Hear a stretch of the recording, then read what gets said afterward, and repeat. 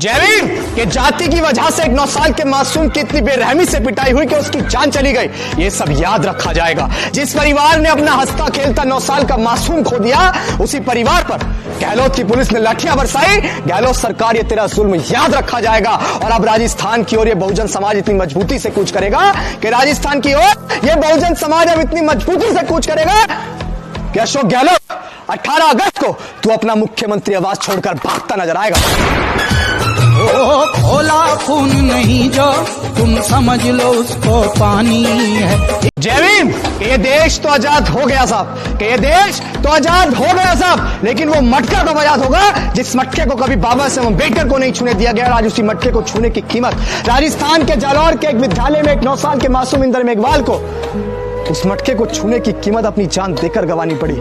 जी हाँ साथियों, राजस्थान के जालौर के एक विद्यालय में एक छात्र इंदर मेघवाल जो 9 साल का मासूम था, जो शायद तीसरी कक्षा में पढ़ता था, उसके अध्यापक ने पानी का मटका छूने की वजह से उसकी इतनी बेरहमी से पिटाई की कि शनिवार को इलाज के दौरान अहमदाबाद के एक हॉस्पिटल में उसकी मौत हो गई।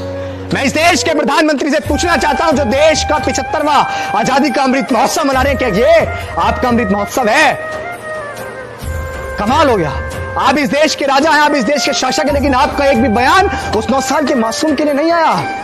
तो मैं यहां बहुजन समाज से कहना चाहूंगा कि यहां सीधा मुकाबला उन जातिवादियों से करना है या मोदी जी को आईना दिखाना है, जिनको एक 9 साल के मासूम की हत्या पर कोई दर्द नहीं हुआ। तो मैं आपसे कहना चाहूंगा सभी से कि आप भी अपनी अपनी टीवी पर, अगर आप सभी पूरे देश के लोग और बहुजन समाज के लोग उस 9 साल के मासूम की हत्या के उस दर्द को समझते हैं, तो आप भी अपनी अपनी प्रोफाइल में उस 9 साल के अंदर मेघवाल की टीवी लगाइए। यहां सीधा मुकाबला उस झूठे प्रधानमंत्री से है जिसकी 9 साल के एक मासूम की हत्या पर कोई चुप्पी नहीं टूटी और वो अपना अमृत महोत्सव मनाने पर लग रहा है। दलित समाज के लिए तो मृत महोत्सव है। आप सभी लोग 9 साल के अंदर मेघवाल की टीपी लगाइए। यहां सीधा मुकाबला झूठे प्रधानमंत्री और बहुजन समाज के बीच होगा।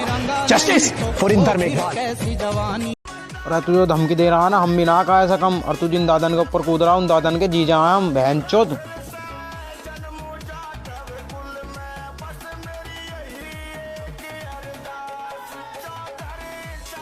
जय भीम के आहत ना होना, बस अपने दिल की बात बोल रहा हूं। जय भीम बहन, मैं तेरा भाई बोल रहा हूं। तेरा घर है, तू 100 बार नहीं 1000 बार आना, लेकिन महज राखी बांधने के लिए आज के दिन घर मत आना।